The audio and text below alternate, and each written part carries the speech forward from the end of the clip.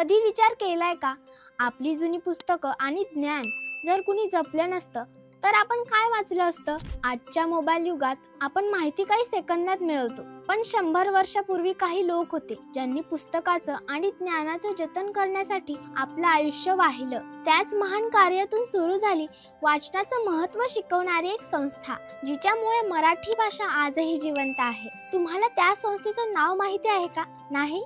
मी सांगते. नमस्कार, मी पूर्वा आणि तुम्ही पाहत आहात कलाकार दिनविशेष भाग 303 पावर्ड बाय gopreg.com. मित्रांनो, त्या संस्थेचं नाव आहे महाराष्ट्र ग्रंथोत्तेजक सभा. ही संस्था 29 ऑक्टोबर 1894 रोजी स्थापन झाली.